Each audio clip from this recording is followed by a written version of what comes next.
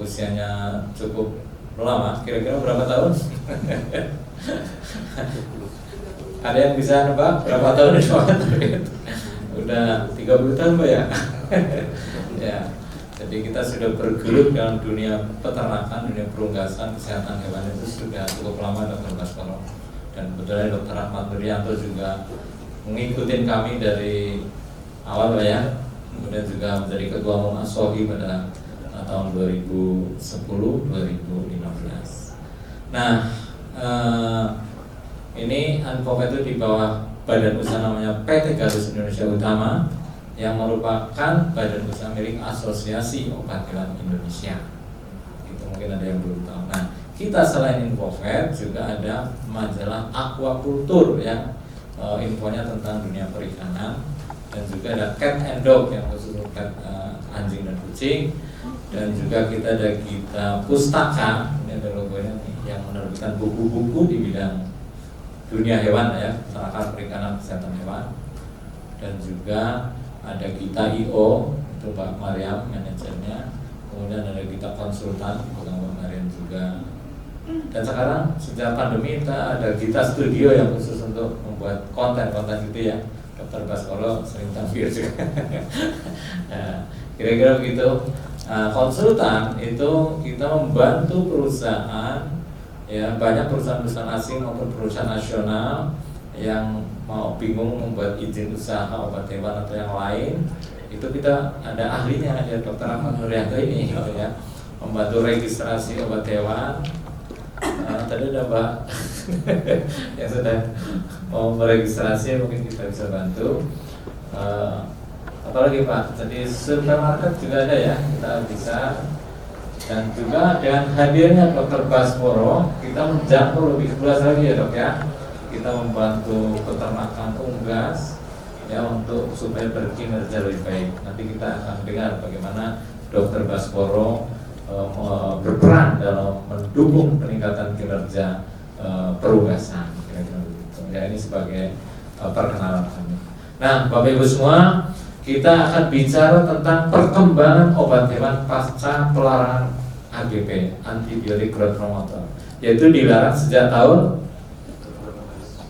2018. Wah, ya, tahu saja ya. Jadi, nah sejak pelarangan itu terjadilah perubahan. Nanti Pak Rahmat akan melihat dari segi data kita yang kebetulan kita mengumpulkan data dari tahun-tahun. Kita menerbitkan indeks obat hewan Indonesia yang merupakan satu-satunya buku. Jadi yang tahu perkembangan obat hewan yang terdaftar itu adalah Dirjen Peternakan dan kita. Bahkan dulu, nah ini nggak ada penerbit yang berani yang bisa bikin mengumpulkan data seluruh Indonesia seperti ini. Jadi patut dihargai ya Pak Rahmat ini, ketua tim penulisnya. Ini kelihatannya simpel, tapi mengumpulkan datanya sekarang tidak mudah. Tapi ya kita setiap tahun ya, dulunya jadi 2 tahun sekali, sekarang setiap tahun. Kalau tahun ganjil ini kita indeks obat hewan buku khusus untuk farmaseutik dan biologik ya Pak. Ya. Nanti tahun genap khusus untuk aditif, suplemen sama golongan lainnya.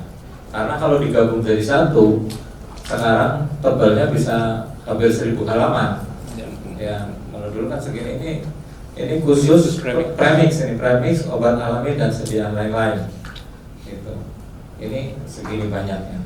Artinya ini menunjukkan bahwa pertumbuhan bisnis obat hewan mau berkembang. Nah, perkembangannya nanti akan dijelaskan Pak Rahmat. Dengan adanya pelarangan AGP, perkembangannya tentu saja berubah, benar nggak? Nah, seperti apa? Nanti Pak Rahmat. Nah, Pak Rahmat itu alumni Fakultas Kedokteran Hewan IPB angkatan 15. Ada yang dari IPB? Angkatan berapa Mas? 45. Jadi ya adik kelas jauh. Cucu. Angkatan 15, bayangin. Angkatan 15. Jadi tahun berapa? 70 berapa? Masuknya tahun berapa? 77. Nah, pasti belum lahir gitu. Gitu. Kemudian aktif di berbagai organisasi ya, berkarir di PT Pyridam Veteriner, mungkin sudah tahu ya, PT Pyridam itu dulunya dari obat hewan, kemudian berkembang bikin obat manusia, ya, Pyridam Pharma, dan Pyridam Pharmanya sekarang sudah go public gitu, Pak. Nah, kemudian aktif di ASOHI dan beberapa organisasi, menjadi ketua umum ASOHI tahun 2010-2015, kemudian menjadi badan pengawas ASOHI, kebetulan bersama saya Pak ya, badan pengawas ASOHI. Nah, kira-kira itu perkenalan saya. Nanti Pak Rahmat tolong dilengkapi ya. Kan juga aktif di organisasi senam jantung sehat, namanya Bucera, bugar ceria sejahtera. Benar ya? Saya pernah ikut cara, jadi serba bisa. Itulah kelebihan dokter hewan. Apa sudah bisa. Baik, untuk pertama kali kita sambut tepuk tangan yang meriah untuk Dokter Hewan Rahmat Nuryanto.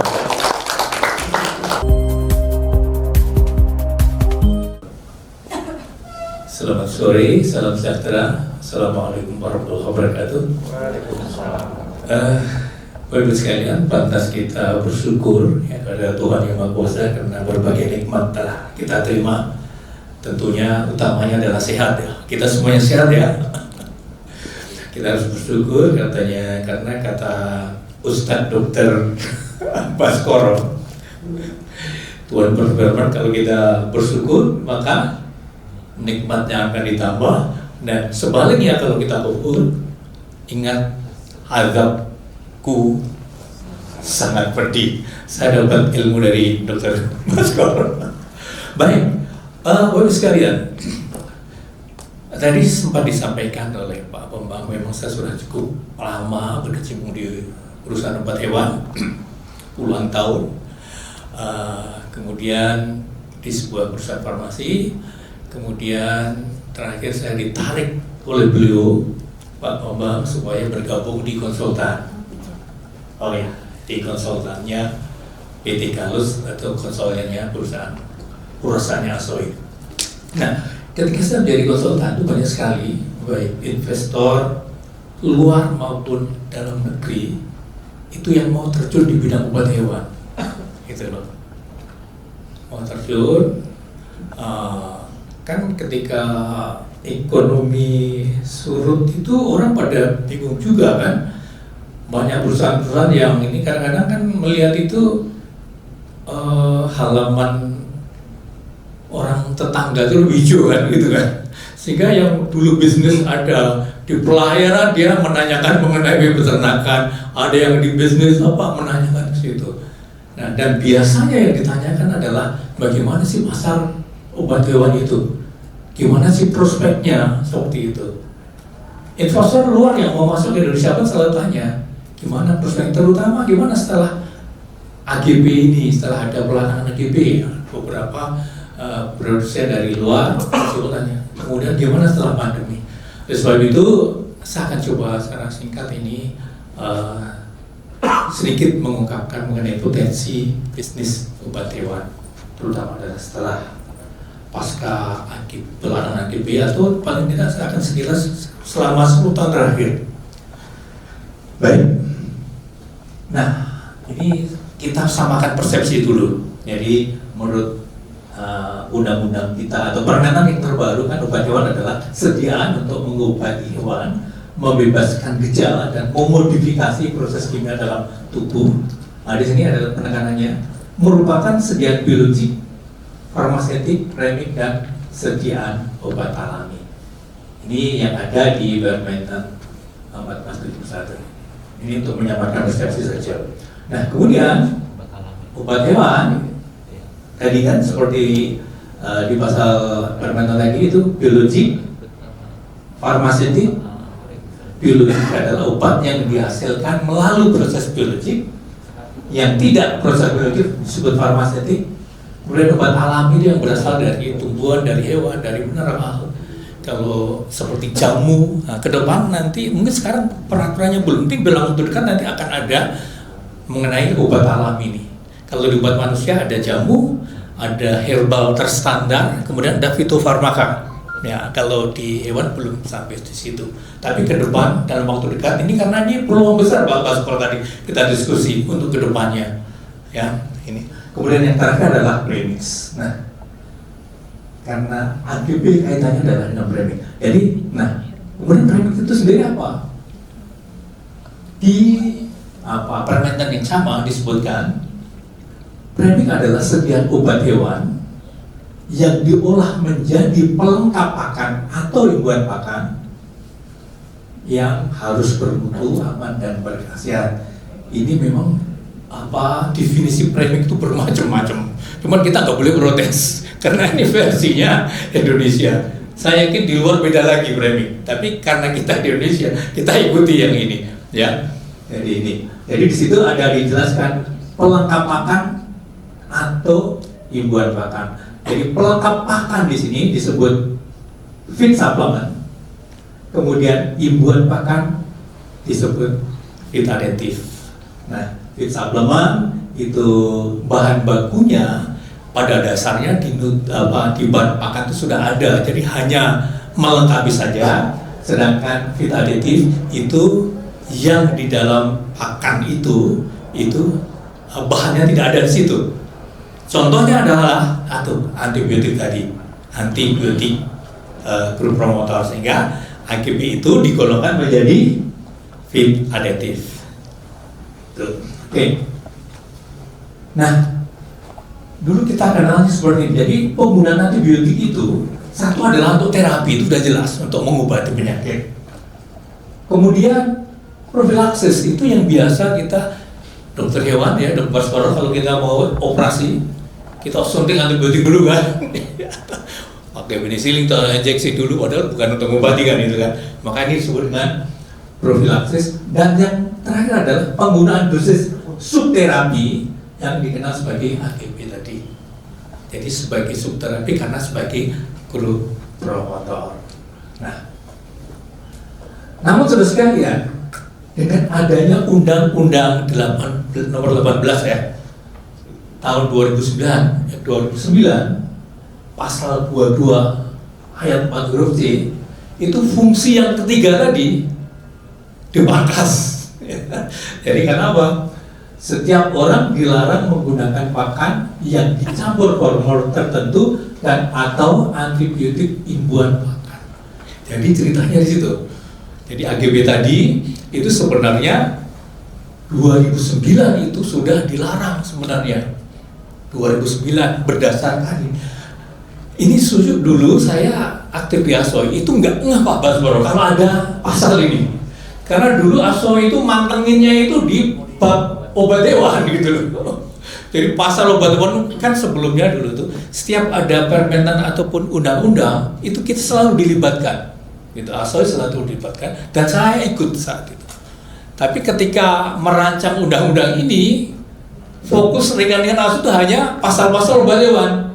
Ternyata pelarangannya ada di bab pakan gitu.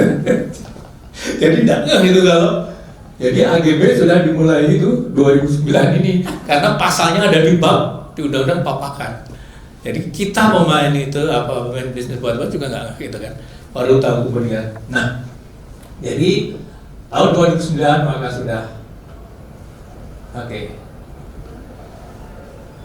Ya. Sedikit cerita Bapak Ibu sekalian. Pada maaf kalau kembali lagi sebentar.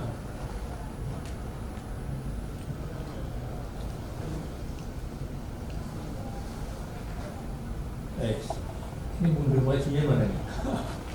Jadi tugasnya dari ini mundur. Oke.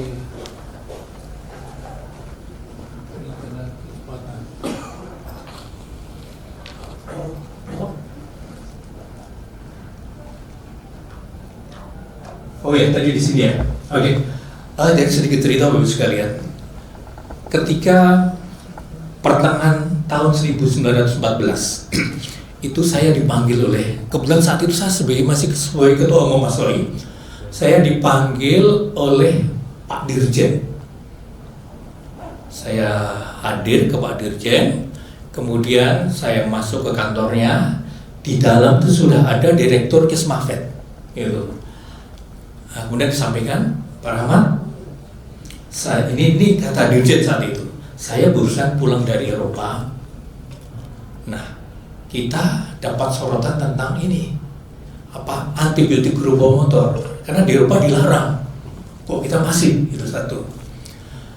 Kemudian yang kedua, dia sebutkan beliau ini Pak Direktur Keswan yang mendampingi itu Kesmafet ya. Kesmafet yang mendampingi itu dapat laporan dari Depkes bahwa saat ini banyak anak kecil yang kebal terhadap antibiotik, gitu loh. Dia cerita begitu. Wah, ini ujung-ujungnya ini kan. Oleh sebab itu Pak Rahman, pemerintah akan memberlakukan undang-undang itu pelarangan AGB itu.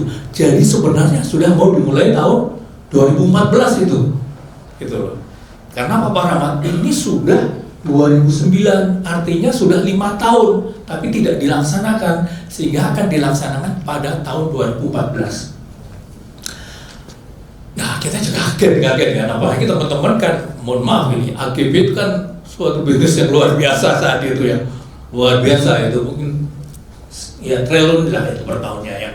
Jadi kaget. Nah, kemudian saya sampaikan, Pak, setahu saya di Eropa itu memang dilarang tahun 2023, tapi ya 2003, tapi sosialisasinya tuh sudah 93, jadi udah 10 tahun gitu. 10 tahun di Eropa sebelumnya sudah ini tiba-tiba ini karena diam-diam tahu-tahunya mau dilaksanakan. Dan selama 10 tahun ini Eropa mempersiapkan penggantinya, gitu loh. Sehingga 2023 itu mayoritas sudah ini. Nah, kita 2009 nggak ada peringatan, nggak apa-apa, langsung mau dihapuskan seperti itu. Nah, akhirnya Bapak sekalian, waktu itu saya coba mengumpulkan rekan-rekan asosiasi.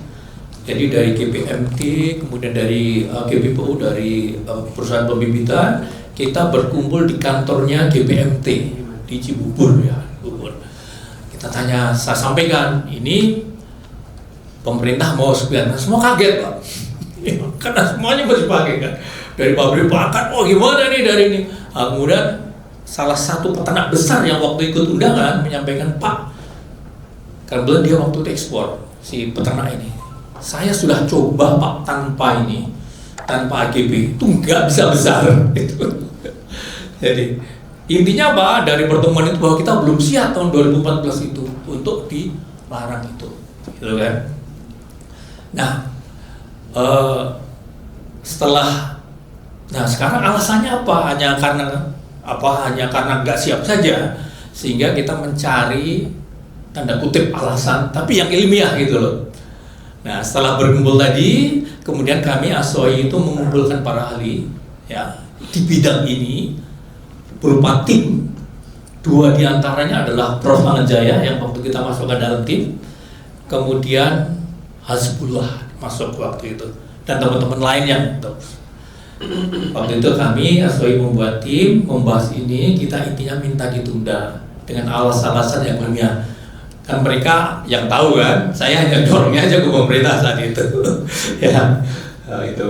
Nah kemudian, nah ini saya waktu sampaikan juga Pak Dirjen bahwa di FDA saja saat itu yang dilarang itu ada yang medical important saja, jadi yang betul-betul penting untuk manusia saja, sedangkan yang lain itu masih yang kelompok 2 medical important itu masih diperbolehkan.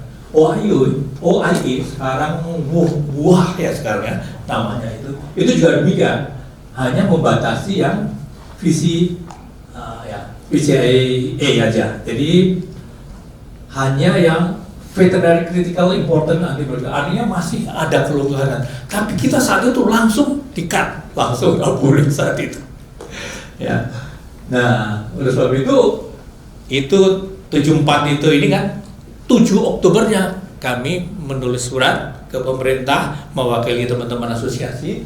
Nah ini jadi intinya supaya dibuat atau diberikan kesempatan lah ya. Jadi satu harus ada surveillance, harus ada risk assessment, kemudian juga bertahap. Itu 2014. Nah, kita jangan mengusulkan kalau bisa ini jangan dulu gitu kan.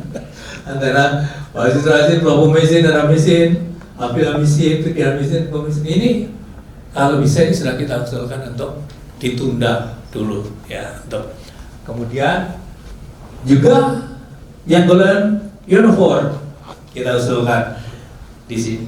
Jadi situ ada monensin segala macam, kemudian yang bivalennya itu lasolusin, monovalen itu maduramisin dan saluramisin. Ini semua sudah kita usulkan untuk supaya diperkecualikan. Karena apa? Di Amerika masih boleh, gitu loh. Justru jadi kita termasuk apa? Terlalu maju ya. Jadi kita malah terlalu maju dibanding Amerika. Aneh. Amerika kita tuh kalau nggak salah saat itu kita dibatasi cuma 14 dari mungkin puluhan, mungkin sampai ratusan antibiotik. Itu Indonesia hanya 14. Itu pun mau di-cut. Makanya kita mengusulkan ini supaya tidak. Tapi usaha pun sudah kita lakukan, apa boleh buat. Akhirnya ditunya ya 3 tahun 2018 kan sudah tidak boleh. Nah, tapi lumayan ada waktu dari 14 sampai 18 ya, masih ada 3 tahun. Nah, itulah ceritanya terkait dengan apa pelarangan ATP tadi. Nah, Bapak sekalian, pelarangan ini tentu saja menjadikan suatu ya semacam turbulensi di peternakan. Karena tadi beberapa orang sudah mencoba tanpa AGP itu drop, nggak akan, ayamnya nggak bisa besar-besar Pak. Itu keluarnya yang telah mencoba itu ya. Sehingga itu cukup besar, sehingga kalau ini betul-betul diberlakukan itu pasti akan banyak dampak yang dirasakan oleh peternak. Nah, kalau saya amati dari 1 dekade 10 tahun terakhir itu ada 2 yang menjadi turbulensi di bidang peternak. Satu adalah pelarangan AGP ini, yang kedua adalah pandemi. Nah, mari kita lihat bagaimana pasar obat hewan saat ini. Nah, ini kalau kita lihat poultry health market 2017 dan 2018. Ketika 2017 itu belum ada larangan. Kemudian 2018 itu ada larangan, bayangkan semua produk obat hewan itu omsetnya naik. Ya. Kan bermacam-macam. Ini nggak selalu senang loh nih. Omset naik seperti ini itu anggota ASOI atau kita pebisnis obat tidak selalu senang. Sebabnya apa? Gitu. Jangan-jangan karena kasus sakit. Kenapa? Kalau sakit, sekarang omset obat besar, tapi besok ada lagi, gitu. Tutup, gitu kan? Ya kan? Jadi nggak gembira, kita malah justru ada kok. Jadi permintaan banyak sekali, gitu loh. Khawatirnya itu tadi. Dan ternyata ini coba kalau kita lihat ya. Sekarang kita lihat dari makroekonominya kok. Ini pertanyaan tadi kok. Tahun 2018 kok tinggi sekali naiknya.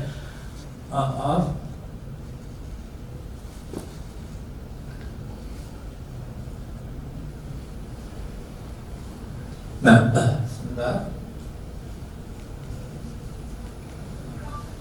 Nah, kalau kita lihat ekonomi ya tumbuh memang, tapi tidak menonjol sekali. Kemudian inflasi memang bagus ya. Kemudian harga minyak memang betul dia naik, akan ada pengaruh dengan harga bahan baku kan. Kemudian rupiah memang melemah. Pada tahun itu mungkin sekitar 1.000 lah dari awal 2017 ke 18. Oke, itu bisa menyebabkan kenaikan omsetnya atau nilai. Kemudian di saat itu ada penggantian AGB. Apakah ini juga menjadi penyebabnya kan? Nah, kemudian ada kasus penyakit RE ya, itu juga banyak kasus terjadi. Ada penggantian disebut, ada penurunan. Kemudian kita ini. Nah, sehingga kenaikan apa? 1, peningkatan populasi. Memang ada peningkatan populasi, tapi nggak signifikan juga, gitu loh. Kemudian, nah ini ternyata pasca pelarangan AGB itu banyak terjadi kasus penyakit, sehingga peternak banyak belanja obat-obatan, vaksin, ada tambah lagi, kemudian antibiotik apalagi, kemudian vitamin juga demikian. Jadi ternyata itu. Kemudian dengan pelarangan AGB memang tadi disebutkan tadi bahwa banyak kasus-kasus ayam yang kerdil. Kemudian produksi telur juga turun, permintaan vitamin, mineral, semuanya juga meningkat. Kemudian penggantinya seperti asam organik, enzim itu harganya selangit. Itulah yang membuat ya. Nah, kemudian selain itu adalah mata rupiah memang mata uang rupiah memang pada saat itu sehingga mempengaruhi juga harga obat. Nah, inilah kemungkinan besar penyebab kenapa ya. Tapi yang jadi perhatian kita adalah yang 2, yang 3 tadi, banyaknya kasus penyakit, ya, dan pengganti AGB-nya yang mahal. Itu jadi perhatian kita. Kenapa? Kalau mahal suatu saat peternak itu tidak mampu beli, hancurlah obat hewan itu hancur. Karena obat hewan itu bukan karena ada penyakit kita, enggak, tapi sebenarnya kita akan berkembang kalau peternak untung, seperti itu. Tapi kalau biaya tinggi, ya obat hewan, obat pun tidak akan bisa. Nah, itu tadi satu adalah yang jadi turbulensi adalah di pembayaran anti AGB. Kemudian kita lanjut sekarang, setelah itu kan kita kena pandemi, ya. Jadi tadi 17 karena penggantian AGB kan sempat naik, ya. Kemudian, nah, saat pandemi, ketika pandemi kan hampir semua sektor usaha terdampak. Ada PHK, pertumbuhan ekonomi juga minus, kemudian saat itu ada DOJ cutting ya, konsumsi juga menurun, harga harga jatuh. Ini yang turbulensi yang parah pada saat pandemi di awal, ya. Kemudian sudah pada pasar obat turun.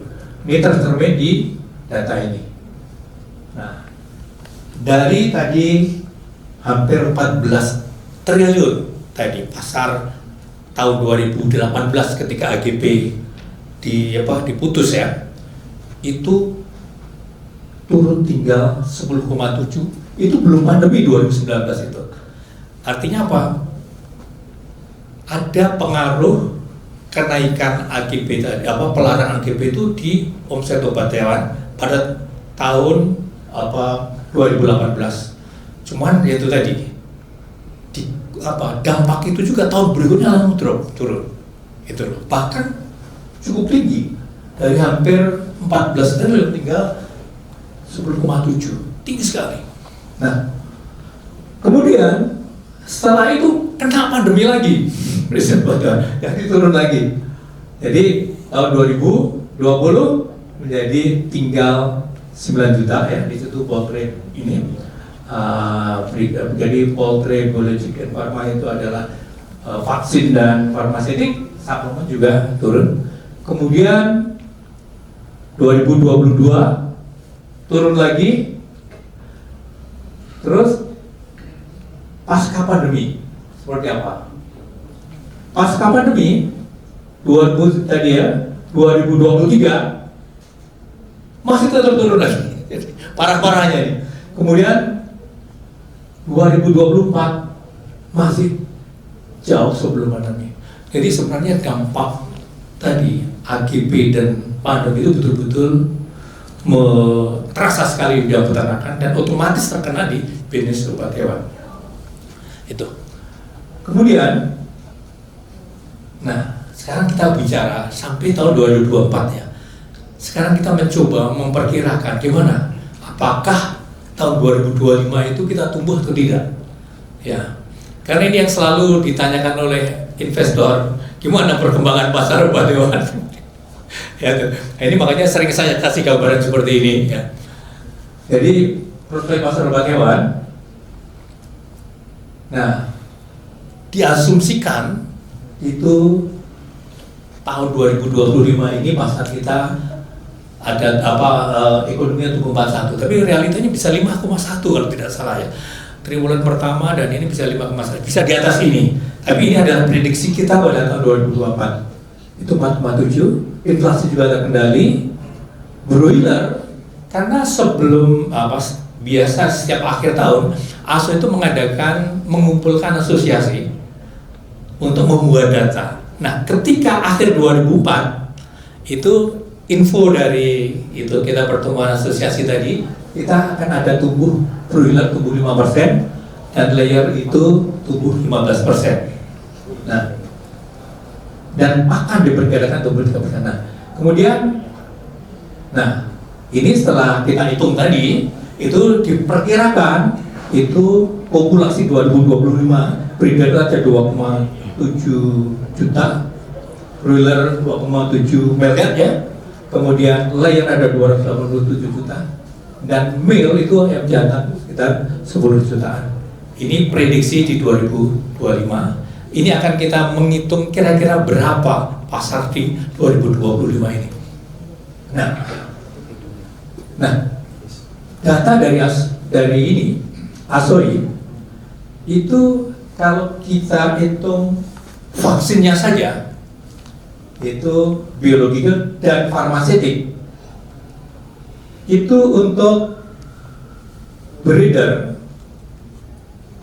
kalau kita asumsikan tadi populasinya 26, kemudian kita hitung, ini maksudnya 27,8 ya, kemudian kebutuhan vaksinnya itu 10 ribuan per ekor, kemudian farmaseutiknya 6.000, kita asumsikan sekian ya, kemudian broiler juga demikian, 2025 itu diperkirakan 2.700 ya per ekor, kemudian layer juga demikian, itu bisa kita hitung total value-nya itu bisa jadi data ini.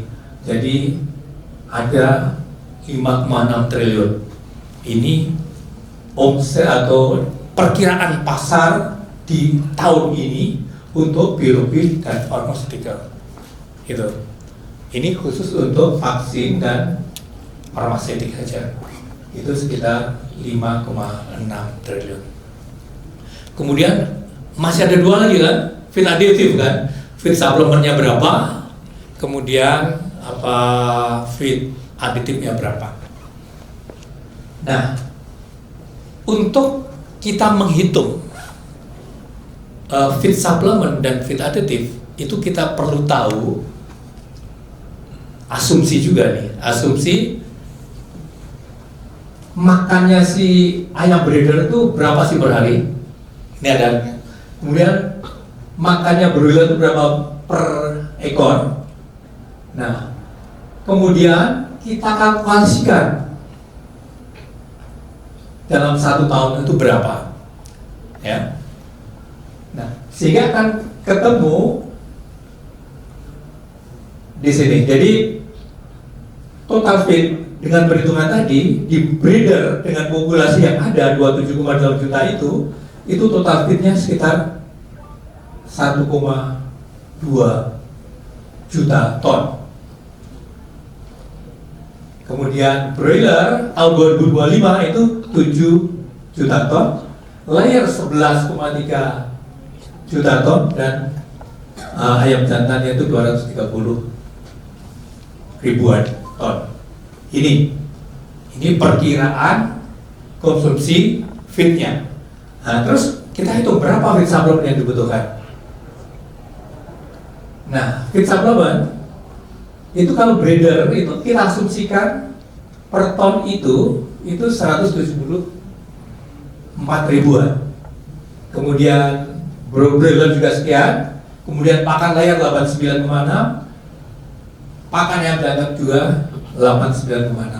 Jadi kalau kita totalkan itu feed supplement itu mencapai 2,4 triliun. Ini tadi kan sekitar 5 sekian ya untuk farmaseutik. Jadi kalau ini untuk feed supplement itu besarnya sekian. Kemudian feed aditifnya berapa? Dengan perhitungan sama dari total pakan kalikan cost-nya, feed aditif itu bisa ketemu 1,9 triliun. Nah, kemudian ini saya tambahkan dari hasil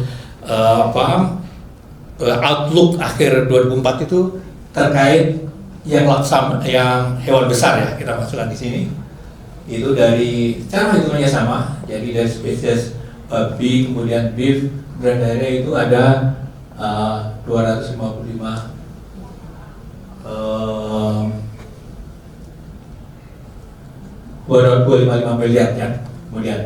Nah sekarang kalau kita total, jadi total pasar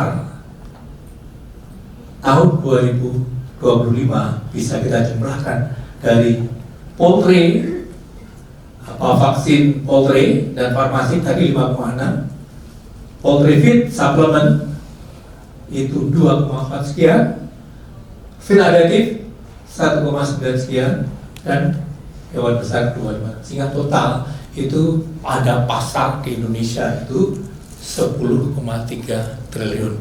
Ini kalau investor bule agak ini nih, kalau tahu ini itu biasanya cukup lumayan.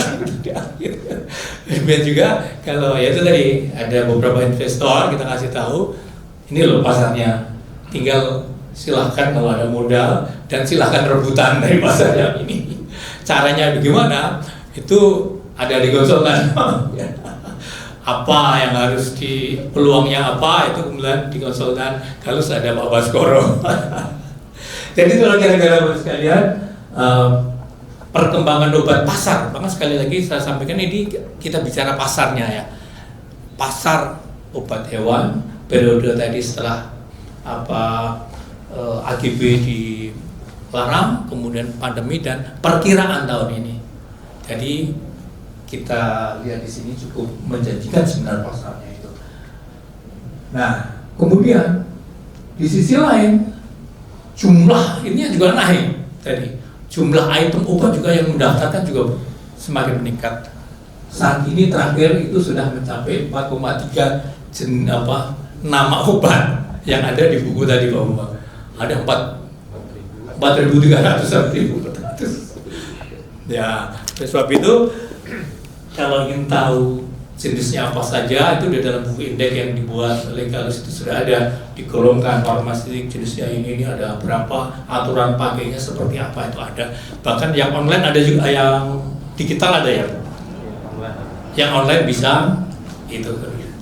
Dari ini, dari kesimpulannya adalah tadi pasar obat hewan pelarangan AGB meningkat, pasca pelarangan AGB selama pandemi dan pasca pandemi jumlah perdagangan juga meningkat, sehingga persaingan juga ketat.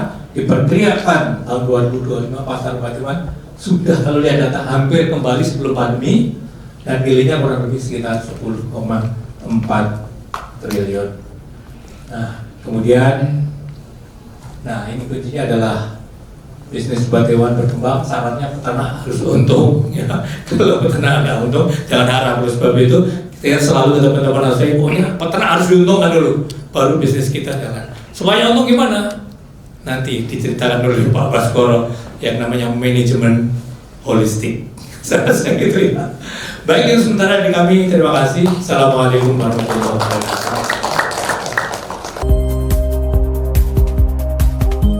Baik, Bapak Ibu, nanti tanya jawab nanti ya. Kita tunggu dulu paparan dari Dokter Hewan Baskoro Tricharoko. Saya belum hafal ini soalnya. Saya memperkenalkan Pak Baskoro dulu ya. Namanya Dr. Baskoro Tricharoko, dikenal sebagai National Poultry Technical Consultant. Prestasi yang diakui dunia perunggasan itu mendapat Infova Award 2019 itu yaitu sebagai the first winner veterinary poultry technical consultant. Tentu saja pengalamannya luar biasa. Beliau sudah pengalaman di dunia marketing obat hewan, juga membantu di dunia pakan ayam, DOC ayam kampung, dan lain-lain. Bersama Infovet dalam berbagai seminar dan edukasi peternak, ya, termasuk hari ini tentunya. Kemudian sebagai pengurus Asosiasi Dokter Hewan Perunggas Indonesia, koordinator wilayah Jabodetabek, betul ya, dan Banten. Kemudian juga sebagai pengurus pusat Muhammadiyah, luar biasa. di bidang pemberdayaan ekonomi, seni dan budaya. Karena beliau itu bisa ngarang lagu, bisa menyanyi, apa aja bisa. Dokter Hewan begitu, apa aja bisa.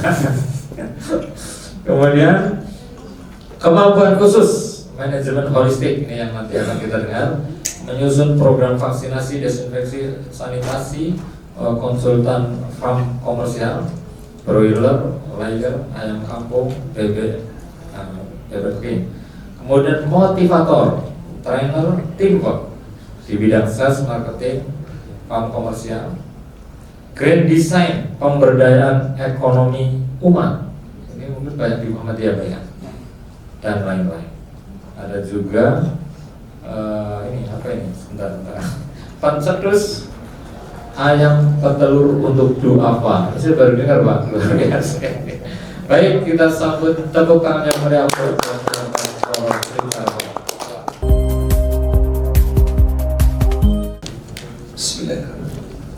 Assalamualaikum warahmatullahi wabarakatuh. Alhamdulillahirrahmanirrahim. Wa bihi nasta'inu ala umuri dunya wa din.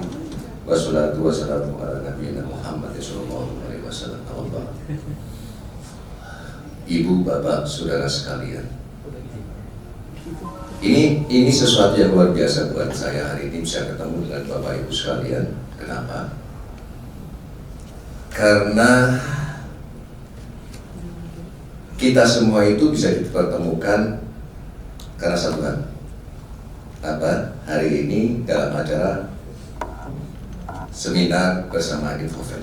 Gitu. Yang kedua, karena kita adalah bagian daripada orang-orang yang merasa merupakan bagian dari insan perunggasan. Betul?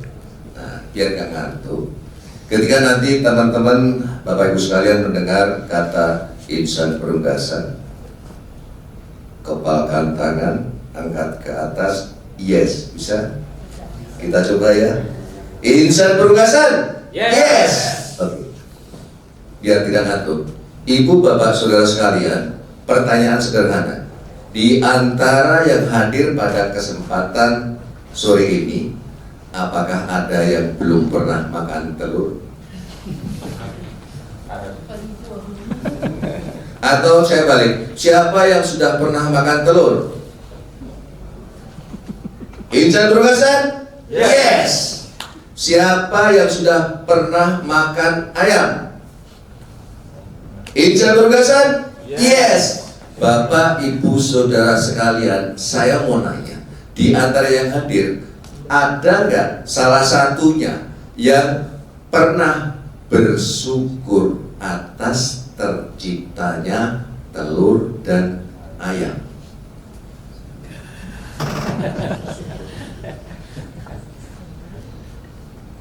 Kok nggak ada yang tunjuk jari? Coba kalau saat ini tiba-tiba dicabut nikmat telur dan ayam oleh Allah, apa yang terjadi? Bisa dibayangkan, mau nasi goreng nggak ada telurnya, telur dadar nggak ada, telur ceplok nggak ada. Rumit kan jadi hidup ini, betul? Nah, kenapa perlu saya sampaikan? Artinya kita lupa bahwa ada sebuah nikmat yang luar biasa yang diberikan kepada kita lewat ciptaannya telur dan ayam, betul? Nah, pertanyaannya, telur itu berasal dari ayam layer, daging ayam itu berasal dari broiler, betul?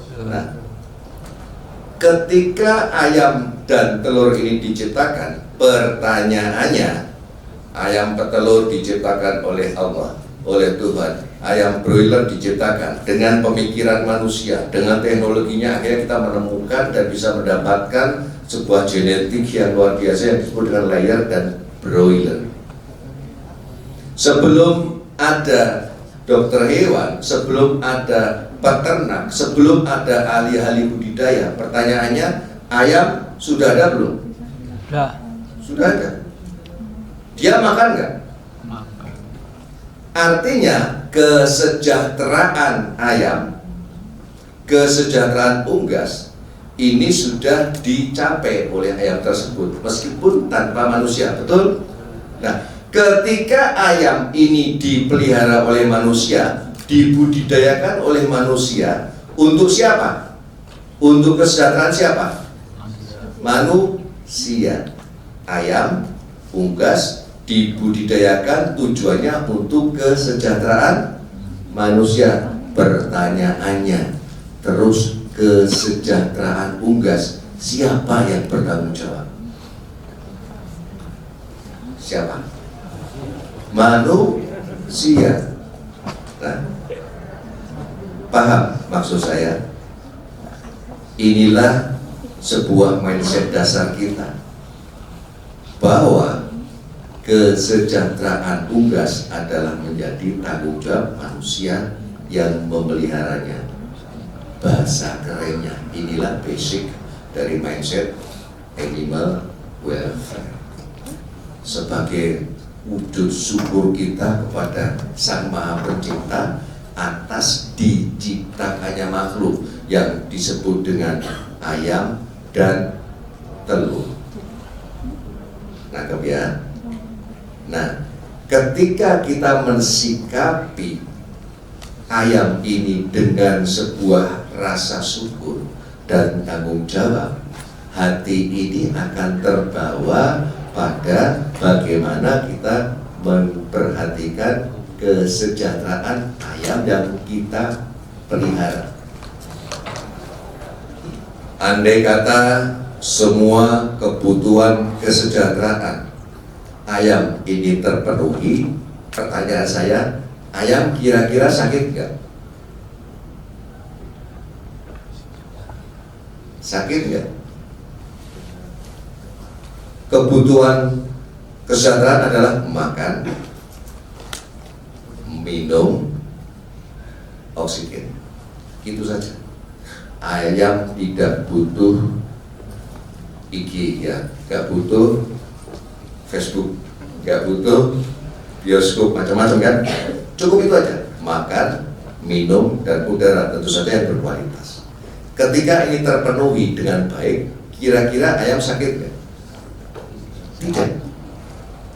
Ya.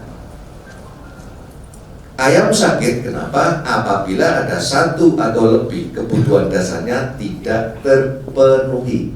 Ini mindsetnya.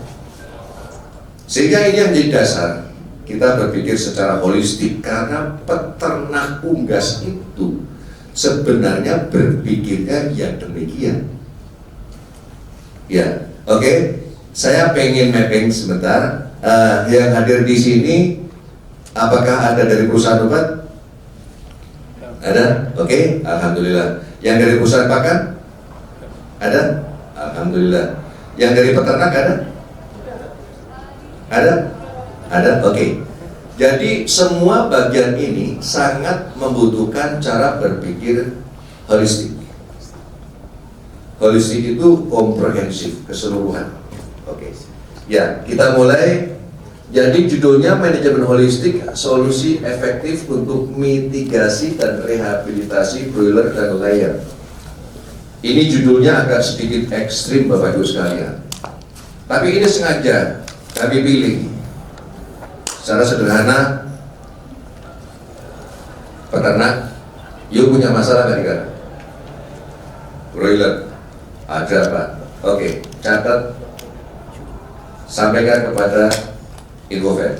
Infovet, saya punya masalah. Apa? Broiler di farm mana? Boleh Pak ya.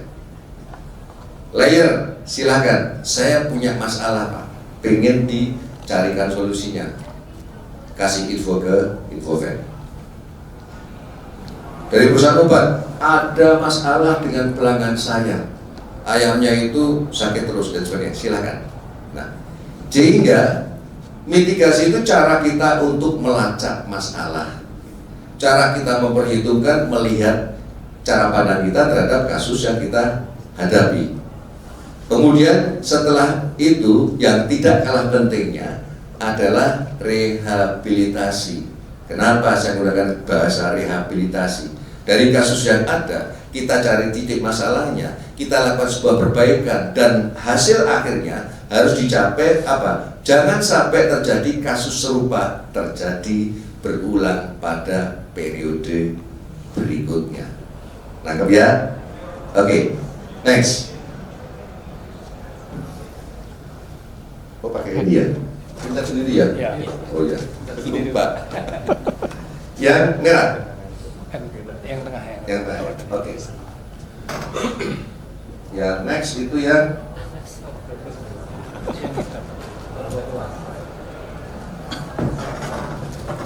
apa terjadi ini ya?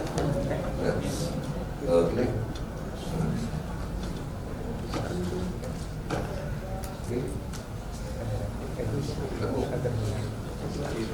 Ya, manual aja deh, nggak apa-apa. Bantuin ya. Oke. Ya, kita lihat berikutnya. Jadi menyambung dengan yang disampaikan Dr. Nuryanto. Ya. Ini apakah yang hadir ada Dr. Hewan? Siapa Dr. Hewan?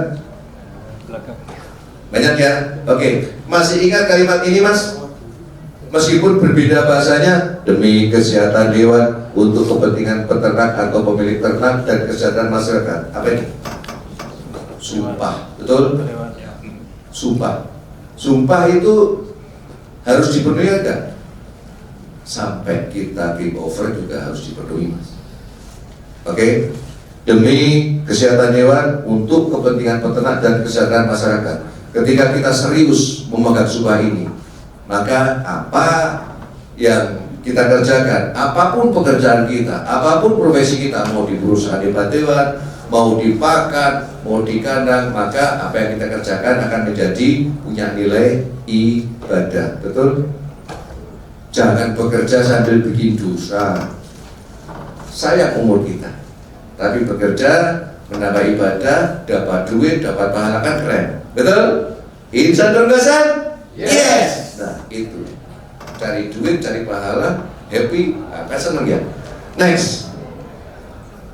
Nah, mensyukuri terciptanya telur dan ayam.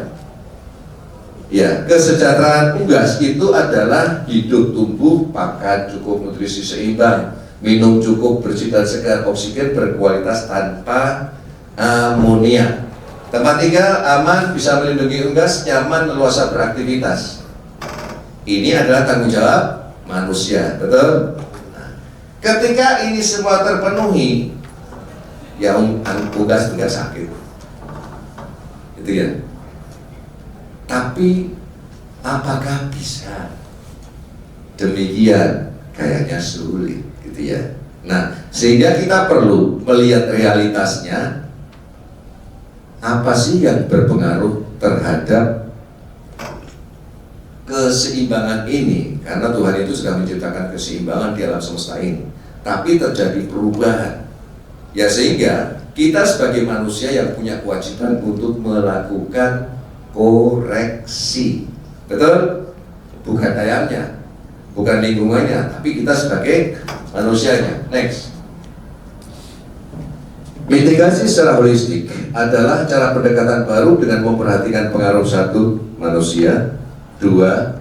Hewan, 3. Lingkungannya, serta interaksi antara ketiganya terhadap kejadian dan cara penyebaran penyakit. Ya.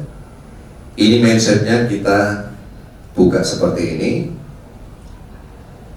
Finalnya, tujuannya adalah supaya biaya operasional lebih ekonomis. Ya, supaya untung Pak, ya. Kemudian penyakit terkendali, pencegahan bisa dilakukan oleh operator, tidak semuanya oleh kita, tapi bisa sederhana dikendalikan di kandang. Kemudian koreksi langsung pada sumber masalah, ya, sehingga ayam tumbuh cepat, sempurna, sehat dan produktif. Idealis, yang ini standarnya. Nah, untuk bisa ditambahkan koreksi, maka kita akan telusuri satu persatu. Next.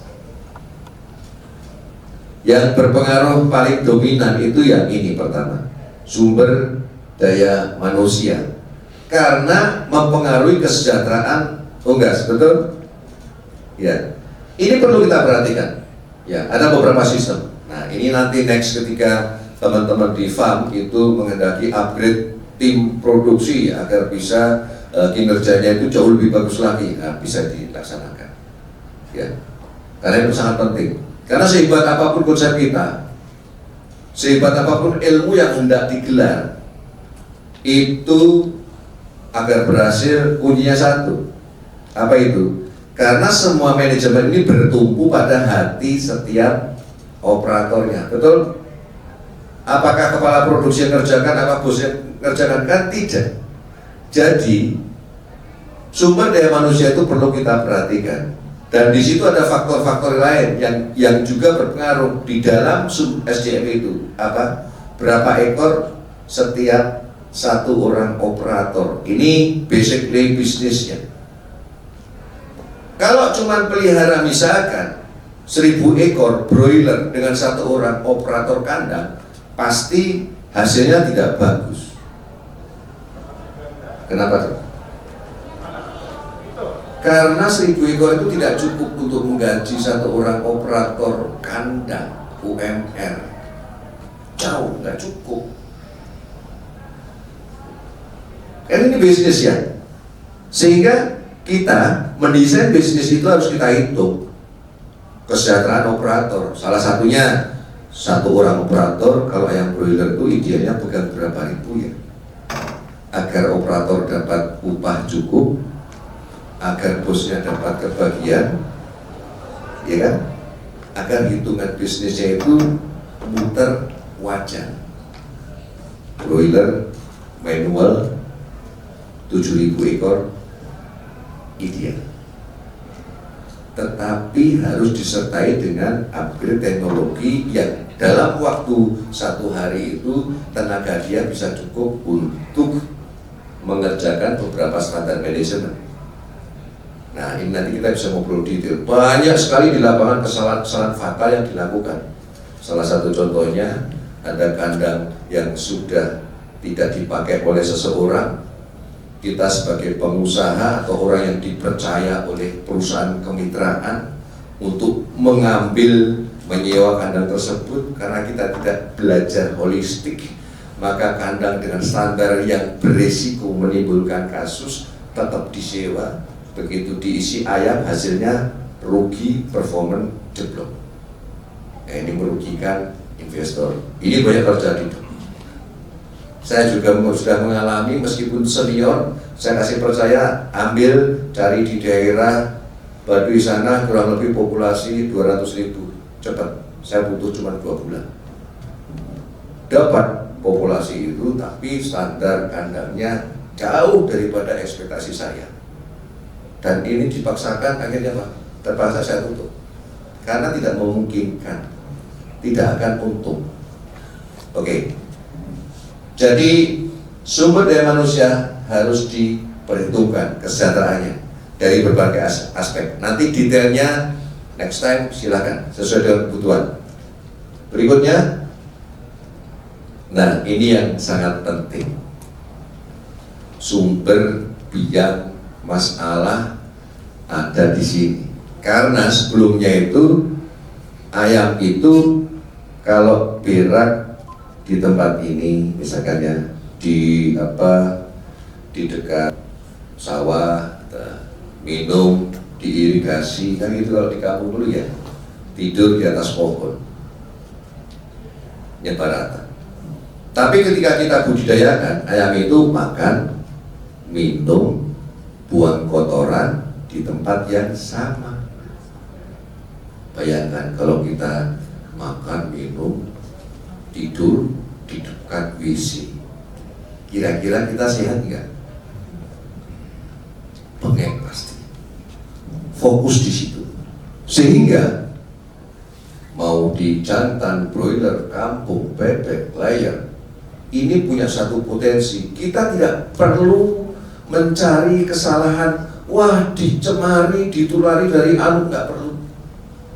Justru sumber paling utama ada di kandang kita sendiri. Kenapa? Karena sebelum masuk DOC pasti kandangnya sudah disteril, dok ya, tetap disemprot, disinfektan, bersih semuanya. Istirahat kandang 2 minggu. Begitu masuk DOC, broiler, padahal broilernya DOC dari perusahaan yang keren, bobotnya masuk bobot DOC-nya. Ya.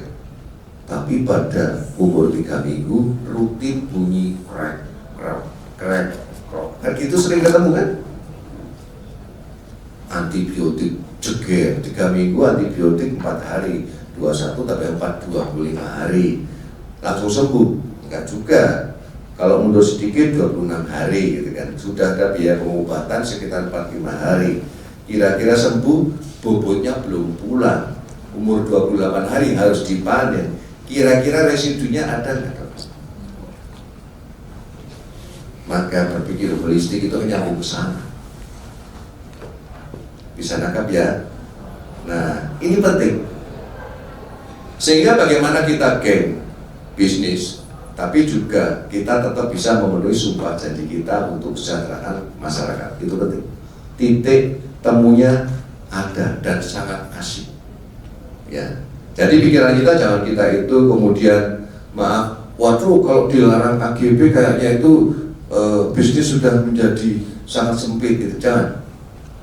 Kita develop bahwa setiap perubahan itu pasti akan membawa sebuah perubahan yang baik. Bukankah kita setiap hari berdoanya itu minimal kalau musim 17 kali minta ditunjukkan jalan yang benar, minta ditunjukkan jalan yang diridhoi agar kita bagus dan sebagainya. Apapun agamanya, kalau berdoa pasti minta kebaikan, betul? Siapa tahu ini adalah sebuah proses menuju kebaikan itu, cuman kita nggak paham. Oke, jadi fokus di sini. Ketika kita serius, kenapa Pak Baskoro menyampaikan ini? Karena semua penyakit, terutama virus, itu tidak mungkin langsung bisa menyerang ke ayamnya. Enggak. Ketika dibawa oleh salah satu vektor, misalkan menggunakan burung, bawahnya terbang, menjatuhkan satu grup, itu jatuhnya kemana? Ke atap. Atap itu panas loh mas, mati. Dibawa ke ban. Ban itu muter di jalan tuh dingin tuh panas? Panas. Tapi kita jatuh di satu tempat yang bisa membuat satu-satunya tempat di kandang yang bisa membuat dia itu tumbuh berkembang bersama dengan anak keturunannya virus tadi, sehingga menjadi kuat, adalah tempat yang lembab dan penuh dengan nutrisi, protein, lemak dan sebagainya, dan itu ada di feses. Oke. Nah itu pokok masalahnya. Sehingga kita fokus dengan manajemen bagaimana ini bisa ini dan dibersihkan, ini menjadi kunci utama. Oke, jadi perilaku unggas mempengaruhi kualitas lingkungan. Next. Ini yang juga tidak boleh kita lupakan, bahwa akibat perubahan lingkungan terjadi di global, ya, global warming, ya, climate change, ini menyebabkan gagal panen di mana-mana. Dan juga perubahan itu menjadi salah satu, tadi disampaikan ada COVID, ya, salah satu penyebab terjadinya COVID di human. Dan ini di hewan itu juga berdampak nyata karena hampir di berbagai wilayah terjadi gagal panen, sehingga itu sangat berpengaruh terhadap kualitas bahan baku pakan. Kita nggak boleh tutup mata, itu real Bapak Ibu sekalian. Sehingga masalah-masalah yang muncul itu bisa jadi akibat kondisi perubahan global yang seperti ini, sehingga kita ke depan harus berpikir tentang bagaimana solusinya, gitu teman-teman ya. Ya, oke. Faktanya di lapangan untuk broiler FCR feed konversi menjadi tidak efisien, pertumbuhan terhambat, angka kematian tinggi. Di layer itu pertumbuhan untuk puletnya not uniform loh, nggak rata. Jangankan di layer komersilnya, diusir datang masuk ke kandang kita, timbang pasti posisi belakangan ini tidak rata.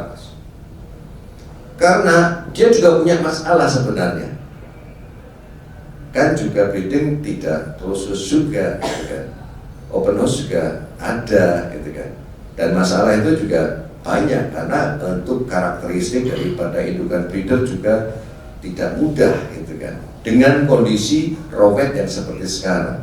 Kemudian angka kematian tinggi di ayam kampung dan jantan, ayam layer produksi delay itu biasa menelurnya 18 minggu, coba cek lapangan, pasti mundur. bisa 20 atau 21, peaknya itu mundur dan tidak tercapai.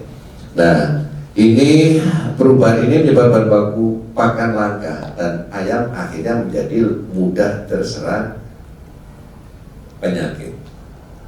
Ini adalah sebuah akibat kesejahteraan ayam yang tidak bisa terpenuhi sehingga muncul kasus. Ya, next. Nah, gimana kita?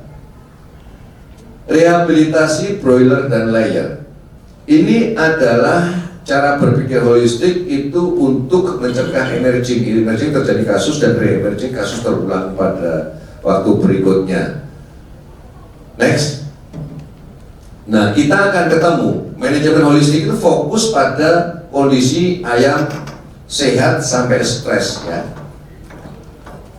Jangan sampai pada tahapan daya tahan turun, apalagi sakit dan mati. Berbeda dengan kerja kita ketika kita misalkan di klinik atau kita pada human ya. Kalau dokter manusia itu begitu sakit di rumah sakit berpikir soal pengobatan kan ya. Tapi kalau kita diunggas, jangan begitu, kita berpikir bagaimana agar ayam tidak sakit. Karena ketika ayam sudah sakit, itu biaya pengobatan pasti naik, ya kan? Bobotnya bisa berkurang. Setelah sembuh, sisa waktunya tidak akan cukup untuk penambahan bobot berat badan dan tidak menutupi biaya yang dikeluarkan. Ujung-ujungnya ya rugi. Ya, ayam sudah makan, bobotnya sudah mencapai misalkan 1,3, gara-gara sakit, nah bobotnya turun jadi 1,1. Ya, yang 2 on ini kan sudah ada biaya dari pakan, betul? Udah loss. Ya kalau 1,3 menjadi 1,2, kalau ditambah kematian 20%, habis peluang keuntungan kita. Oke, next. Nah, ini posisi di situ. Ini manajemen holistik. Ya. Selanjutnya, next. Oke. Biar kebayang perbedaan cara berpikir holistik dengan yang biasa. Soal pertama, peternak broiler pada minggu ketiga ayamnya ngantuk, berak, encer, gejala nafas ada, kematian 20-30%. Ada teman peternak yang menghubungi melalui Invevet mendapat nomor BTC saya ya. Nah, oke, sebelum masuk sana, yang dari perusahaan obat ada? Ya, dok, aku mas, tolong dibantu. Nomor 1, ya, apa yang terjadi? Kalau pengalaman kita di Medicator apa itu mas? Kasusnya kira-kira?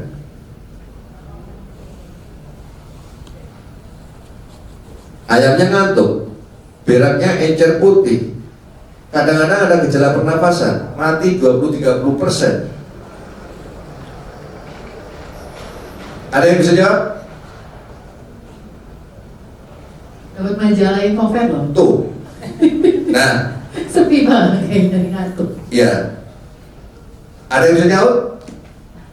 Biasanya terus kadang dibedah, dibuka, pahanya ada petesi hemoragi atau bercak-bercak darah. Apa Pak? Ada yang bisa jawab? Andy ada bercak darah kan? Di pahanya dibedah, dibuka, kulitnya urus ada IBD, gumbur, tepuk tangan. Ya.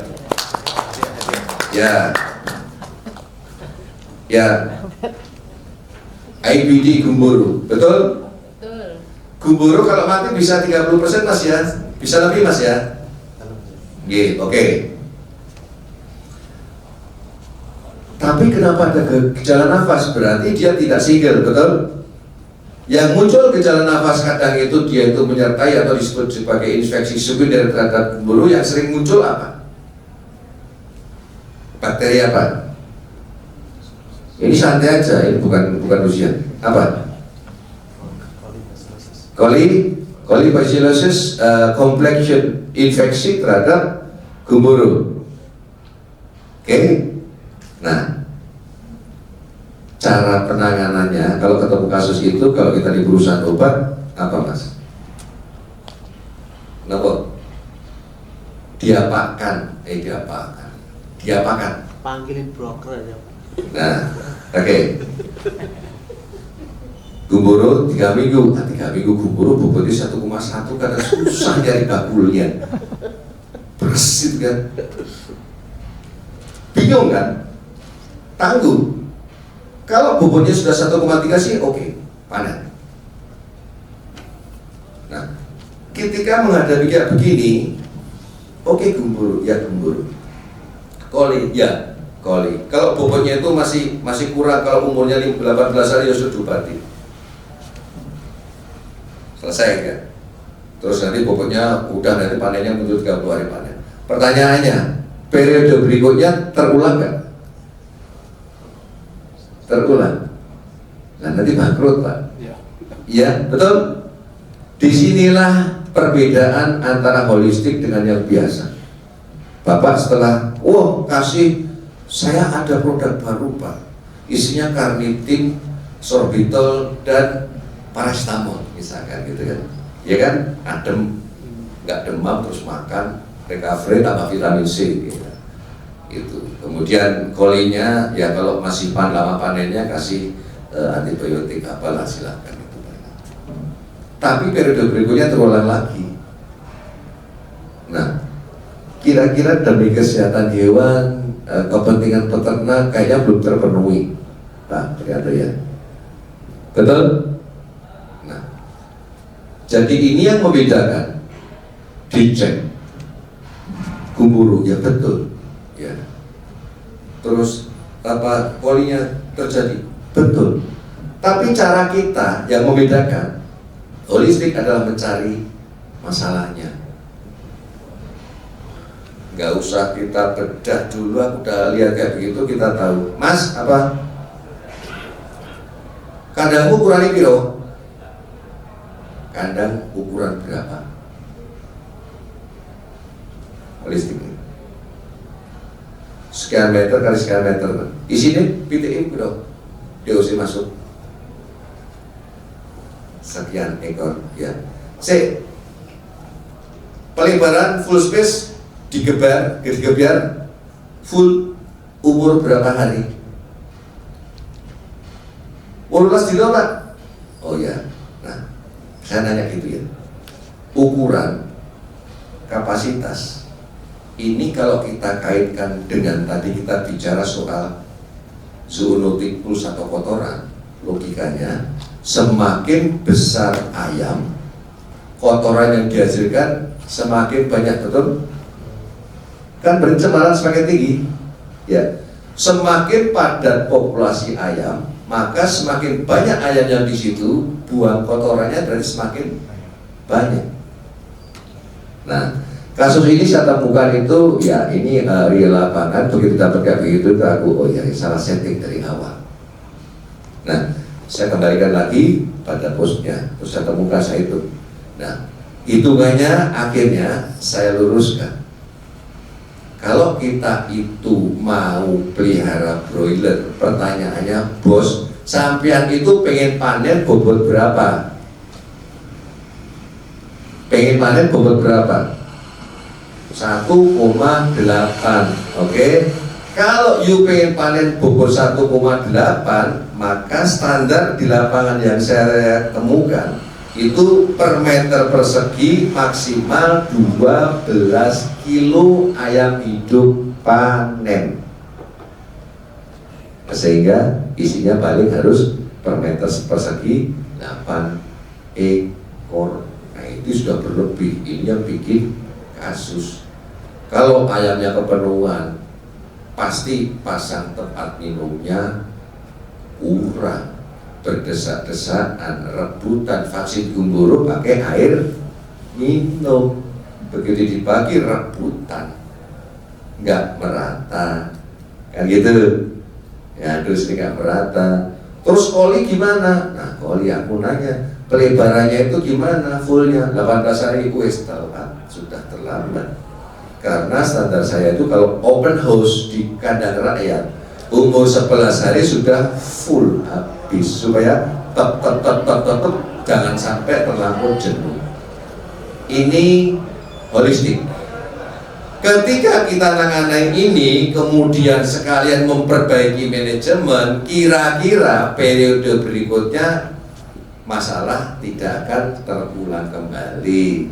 Ya, semula kita datang hanya jualan vaksin gumboro misalkan, begitu kita bereskan masalah, Pak Nur sekalian aja yang lain vitamin segala macam apa silakan aja lah, yang penting beres, kan gitu.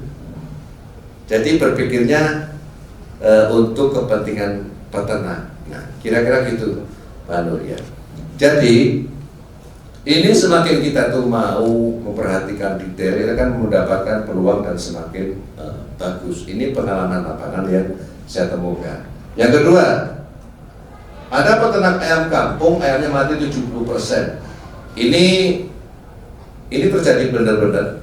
Beliau adalah seorang pengusaha tambang, pengusaha minyak ya, yang sering mengerjakan pengeboran dan sebagainya itu.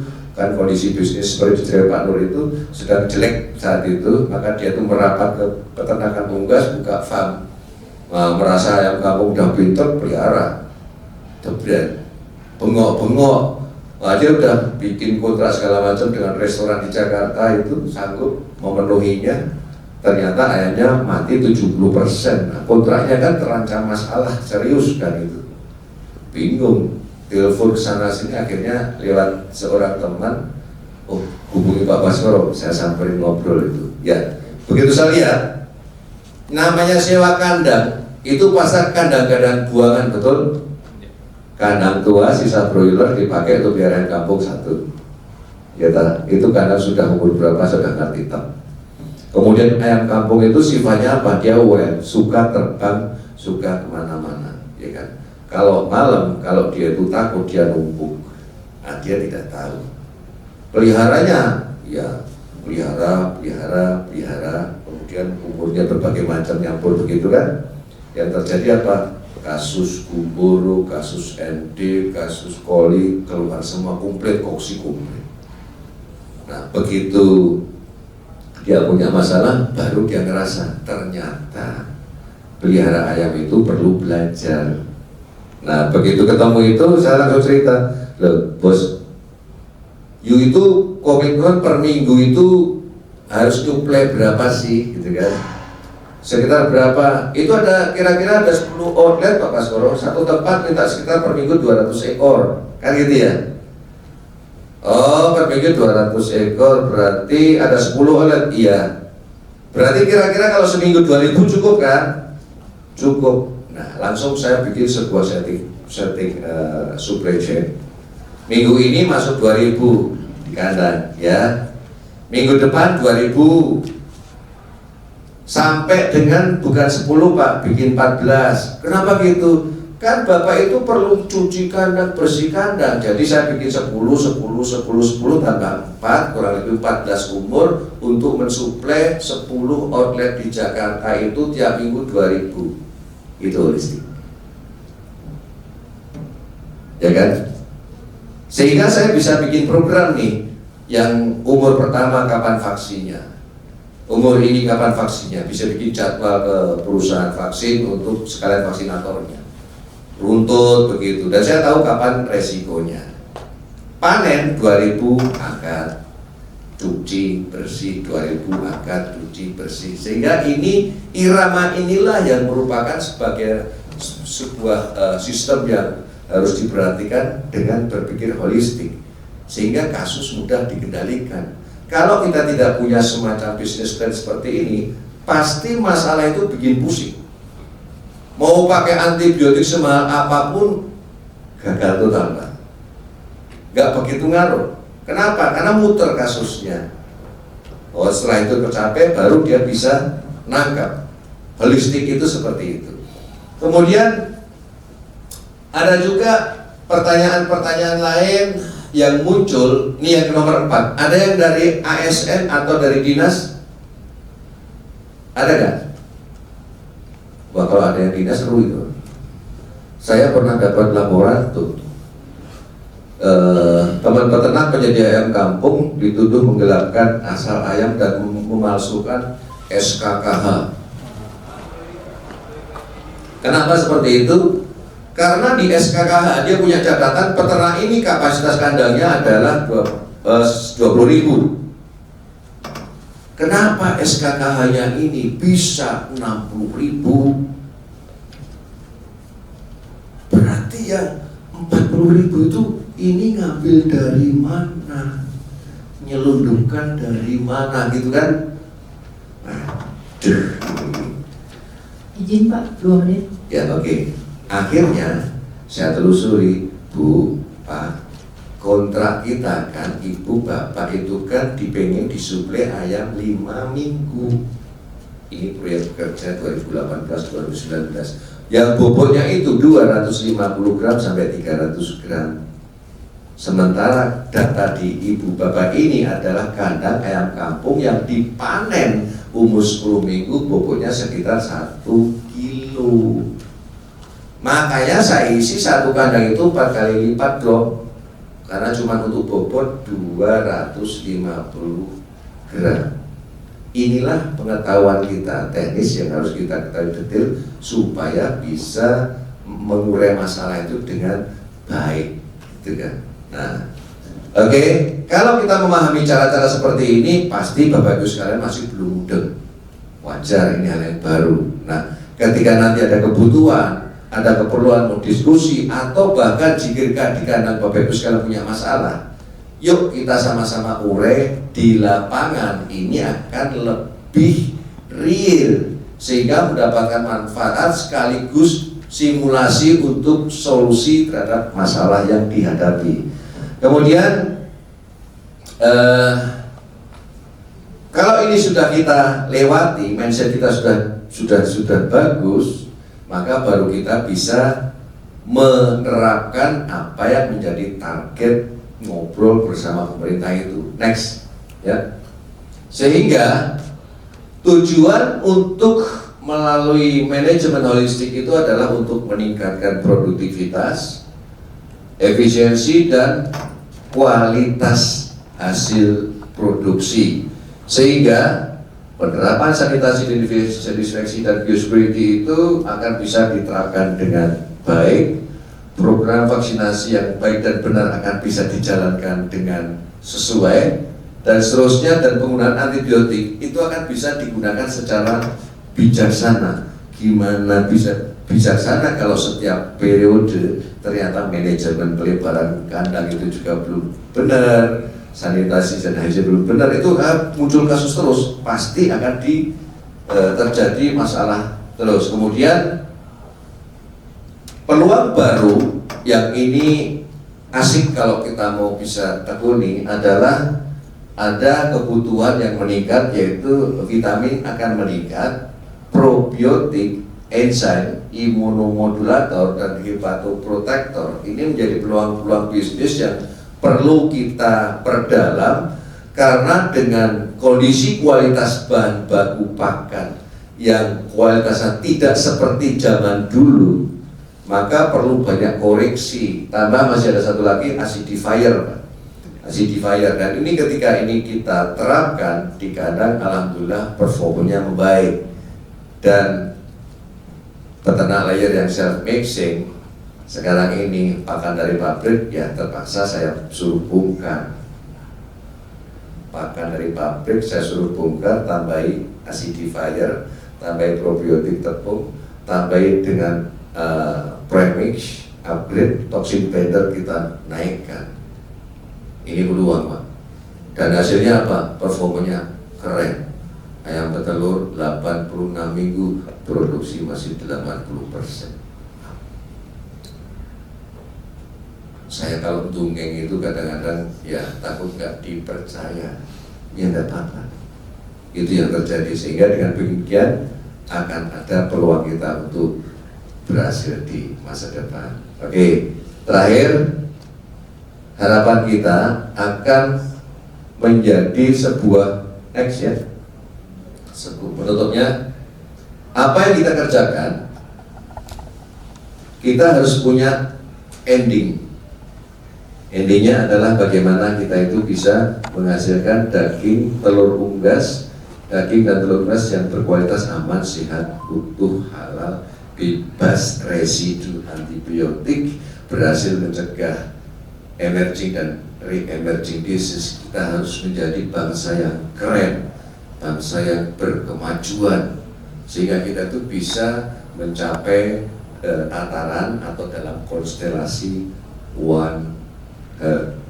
Ini penting, sehingga apa yang kita lakukan akan menjadi bernilai terhadap perkembangan dan peradaban. Terima kasih. Assalamualaikum warahmatullahi wabarakatuh. Ya.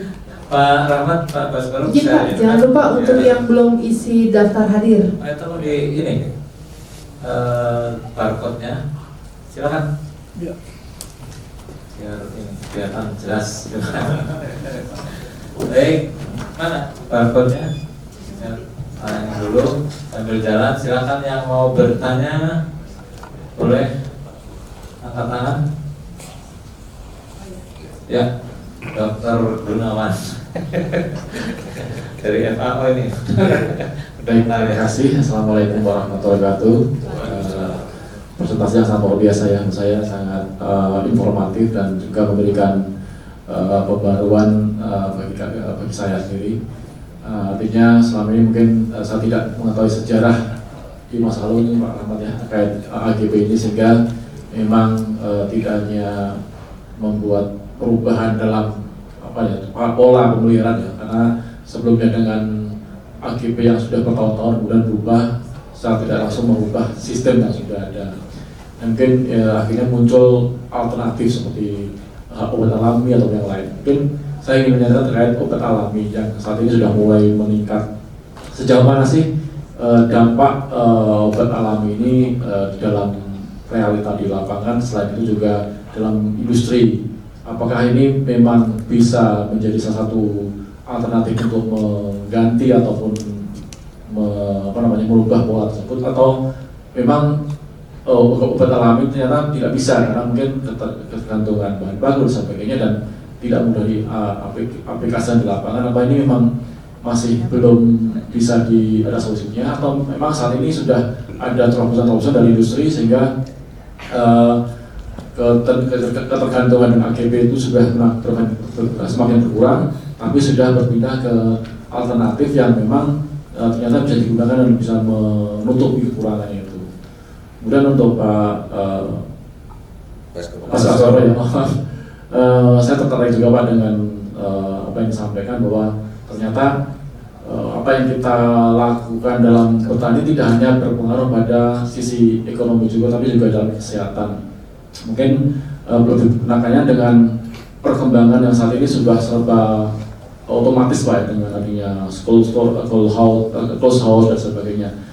Kira-kira seperti apa sih Pak mungkin tip ya yang harus dilakukan peternak? Apakah mereka harus berupaya ke sana atau mungkin dengan metode yang biasa tapi meningkatkan aspek-aspek itu sehingga secara performa bisa mendekati dengan itu? Karena kalau dengan serba otomatis pasti cost-nya pasti tinggi ya. Nah itu ya, apakah peternak harus ke sana tapi atau ke hal yang mungkin lebih murah tapi mereka bisa mencapai performa yang menyamai atau mendekati? Mungkin itu aja Pak Rahmat dan Pak Baskoro. Terima kasih. Assalamualaikum warahmatullahi wabarakatuh. Waalaikumsalam warahmatullahi wabarakatuh. Terima kasih Pak Gunawan. Mungkin satu lagi kalau ada yang bertanya. Rehan biasanya. Ada yang dari jauh, Pak Bapak. Ya. Ada yang dari jauh, dari Cirebon dulu. Dari mana? Yang paling jauh dari mana? Cirebon. Cirebon. Siapa? Dengar ya? Apa Pak? Silakan kalau ada. Silakan Pak. Ya, terima kasih. Selamat sore semuanya. Alhamdulillah kami Qadarullah ini binaan langsung dari Pak Dr. Baskoro Pak. Oh ya. Dari KP2B, kelompok peternak petelur berkemajuan dari Muhammadiyah. Alhamdulillah langsung dibina sama Dr. Baskoro. Pertanyaannya Pak, tadi ada beberapa di kandang ini yang ada di kami sekarang yang sedang menyerang anak kami, yaitu banyak kalau bahasa gurem. Nah, ini cukup meresahkan Pak, terutama juga mengganggu APK itu sendiri dalam merawat kandang dan ayam yang ada di tempat kami, Pak. Dan juga tadi juga disampaikan memang ada beberapa ayam kami yang tiba-tiba mati mendadak. Jadi paginya masih makan sehat, sorenya sudah. Itu broiler Pak ya? Petelur, Pak. Petelur. Ya mungkin itu yang ingin kami tanyakan, Pak. Terima kasih. Assalamualaikum warahmatullahi wabarakatuh. Cukup ya dua dulu ya. Silakan Dr. Rahmat dulu. Terima kasih Pak Burhani. Jadi begini Bapak sekalian, kalau saat ini penggantinya itu memang masih seputar tadi seperti enzim, probiotik dan segala macam itu. Sebenarnya punya peluang besar untuk di herbal ini atau perjamuan ini. Hanya masalahnya Bapak sekalian, aturannya di Kementan itu Pak, itu belum ada yang mengatur ini Pak. Syaratnya untuk registrasi itu masih disamakan dengan farmasetik Pak. Itulah kenapa di indeks obat hewan, walaupun mungkin orang sudah coba, cuma tidak mampu untuk mendaftarkan Pak. Itu kelemahannya di situ. Dan itu sudah berulang kali kita, sedangkan di POM saja itu jauh lebih mudah mendaftarkan ini. Tapi di Kementan ini itu disamakan dengan farmasetik. Ini permasalahannya. Sehingga lambat sekali pertumbuhan. Padahal peluang kita, kalau kita lihat, mungkin kalau kita di VIP misalkan, negara-negara tengah seperti Pakistan segala macam termasuk negara kita, kalau kita bersaing di farmasetik, obat kimia pasti akan kalah. Sehingga mereka seperti Pakistan itu malah lebih menonjolkan herbalnya Pak untuk bersaing di luar. Apalagi di Indonesia yang bahan bakunya itu banyak sekali Pak. Cuma sayang sekali belum dikembangkan. Itu masalahnya karena tadi, jadi belum ada keperpihakan lah saya sampaikan gitu. Namun di tahun ini Bapak sekalian itu sudah ada, bahkan saya sempat diundang Pak di Kementan itu untuk membantu di situ, paling tidak di cara pembuatannya harus tidak boleh diperketat seperti halnya farmasetik itu. Nah, seperti di obat manusia kita usulkan, seperti obat manusia itu kan ada jamu. Jamu itu tidak berdele-dele Pak di POM itu. Asal dia itu bahan bakunya itu ada, sudah dipakai masyarakat tradisional sekian tahun misalnya, ada ketentuannya itu tidak ada uji ini tidak Pak. Sehingga jamu-jamu itu di POM banyak sekali karena kemudahan tadi. Baru tingkatan yang kedua itu herbal standar, itu di POM lebih ketat karena ada uji-uji tertentu. Jadi herbal standar itu seperti halnya jamu, cuman bahan bakunya itu harus ditanam di tempat sama, dipanen umur yang sama, perlakuannya sama, sehingga diperkirakan kalau daun itu ya ukuran daunnya itu mirip-mirip lah kontennya. Sedangkan kalau jamu itu bisa ambil bahan baku dari pasar ini, turunnya, jahenya dari mana itu bisa. Tapi kalau dia mengajukan ke herbal standar itu sudah ada standarisasi dan dikasih, dan ada tandanya itu ya kalau herbal. Baru yang paling tinggi itu fitofarmaka, itu harus ada ujinya, uji labnya lebih. Jadi pengen kita di obat hewan juga begitu Pak. Jadi ada kelas jamunya, ada kelas itu herbal standarnya, dan ini belum ada Pak. Tapi kita sudah mendesak, bahkan juga dari hasil kemudian supaya ini ada aturannya. Jadi per tingkat, sehingga bagi produk herbal ini akan lebih berkembang. Kalau dengan saat ini belum bisa Pak. Indonesia saat ini belum bisa karena itu. Dan juga yang kedua, lembaga penelitian yang kita punya Pak di bidang ini, itu mereka itu tidak connect dengan swasta, dengan kebutuhan kita Pak. Jadi sering ini membuat obat herbal koksi ya, padahal koksi murah sekali obatnya itu loh. Nah, itu sehingga kadang-kadang oleh sebab itu sempat 2 kali kami ASO itu mempertemukan antara peneliti dengan pengusaha 2 kali. Jadi kamu teliti apa, kita pertemukan 2 kali. Itu baru ketahuan ternyata nggak match antara yang diliti sama yang itu 2 kali. Dan 2 hal tadi mungkin satu adalah peraturannya, kedua kalinya adalah kerjasama swasta dengan peneliti tadi, itu yang mungkin jadi perhatian. Tapi intinya sampai saat ini belum, untuk herba kita belum berkembang di veteriner ini, di obat hewan ini. Demikian Pak. Baik, silakan langsung. Tentang paspor, tentang klosus tadi. Oke, iya, ini menarik, Dr. Gunawan. Saya ini lebih cenderung bagaimana kita membangun sebuah bisnis sistem yang moderat. Moderat artinya membuka peluang bagi rakyat atau peternak kecil untuk berhasil. Itu penting. Kalau peternak yang bermodal gede itu tanpa dibantu dengan sistem, dia sudah bisa hidup sendiri, Pak ya. Oke. Jadi bisnis sistem atau standar SOP yang saya terapkan di sepanjang pantai dari Bekasi sampai dengan Karawang. Ada episode saya membina di sana populasi mungkin sekitar 1,5 juta, namanya Berkah Group. Saya membangun fondasi di situ, salah satunya gambar tadi ya. Jadi sehebat apapun konsep kita, ini kan bertumbuh pada hati mereka. Nah, kandangnya open house. Saya tidak pernah bicara soal penyakit dan antibiotiknya, itu mereka sudah apa. Cuman saya sampaikan pada poin-poin penting bahwa manajemen sekam itu menjadi kunci. Nah, ketika kita mensikapi sebuah penyakit, orang tinggal di gedung mewah maupun di rumah biasa, rumah bilik, dua-duanya berisiko sakit, betul? Nah, ketika kita itu mampu melakukan pelebaran, perluasan masa pemeliharaan, kalau di broiler itu belum sampai mencapai kejenuhan pada liter, belum sampai demek, dengan pelebaran cepat agar tidak demek, tidak menggumpal, maka ayam itu sehat. Keberhasilannya ketika kita sampai full space standar saya itu 11 hari harus full. Ketika full space ayamnya masih tidak ada bunyi, kemudian 14 hari dibongkar kalau kandangnya tangguh, maka ayam itu sehat. Kemudian persyaratan yang disampaikan untuk mencapai itu, terutama satu, kotoran itu gimana bersama dengan sekam itu tidak sampai basah gumpal. Yang kedua, fasilitas kandang itu harus dipastikan memiliki drainase atau selokan. Jangan biarkan air hujan masuk ke kolong kandang.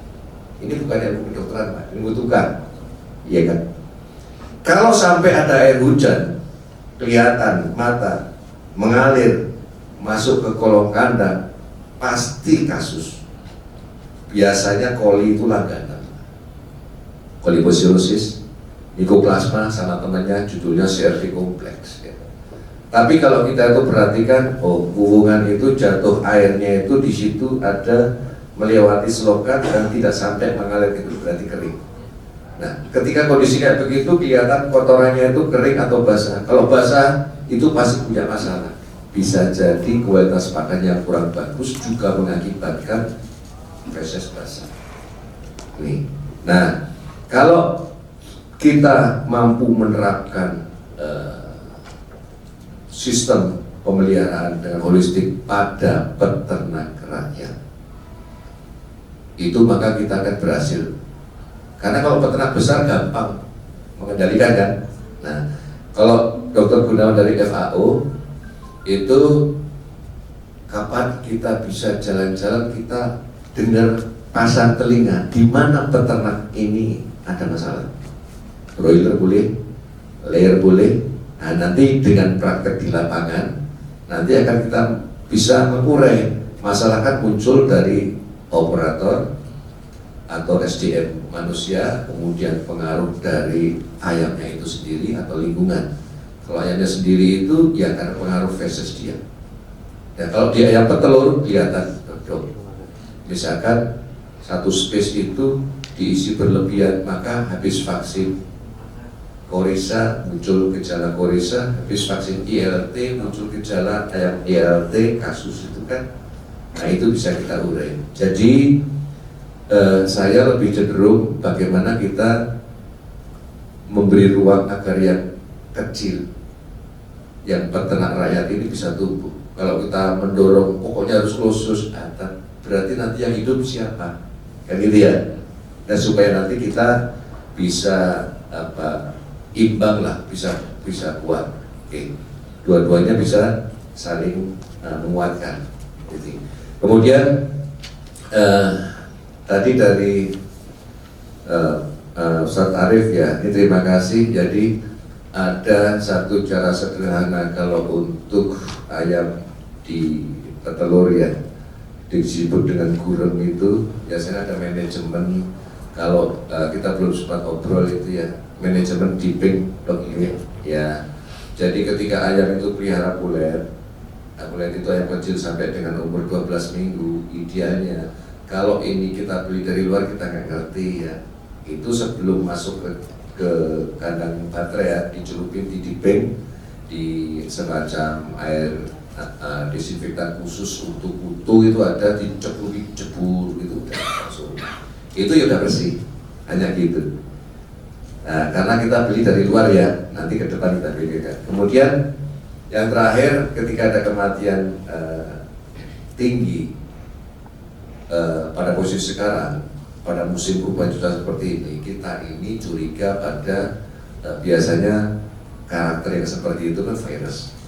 Repotnya ketika kita pelihara populasi dalam jumlah sedikit, itu dosis vaksin itu untuk proteksi virus harus dengan vaksin ya.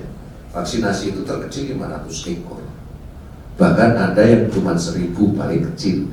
Sehingga ketika kita itu berdiri sendiri, maka akan kesulitan menerapkan program vaksinasi. Nah, saran saya nanti sama-sama kita perbanyak bagaimana agar populasi itu bisa berkelompok ya. Kalau di ayam petelur, saran saya itu kita minimal memiliki 5 umur dalam kelompok peternak. Kenapa 5 umur? Supaya ini bulan ini masuk dalam satu siklus ini, kita bisa menyiapkan jumlah yang memadai untuk suplai di pasar, sehingga tidak ada telur kosong. Kalau kita cuma pelihara 1 umur, nanti giliran ayamnya afkir, pelanggan kita nggak dapat telur, itu mesake. Nah ini, selain itu kalau kita bergrup, keuntungannya suplai ke pasar stabil supaya bisnis lancar. Yang kedua, dengan kita berkelompok, misalkan ada 300 ekor, tapi kita jumlahnya itu misalkan 10 orang, berarti kan 3.000 kan, itu vaksin bisa diatur bersama-sama untuk waktunya gitu. Oke. Jadi gitu ya. Oke, Pak Turun, semoga bermanfaat.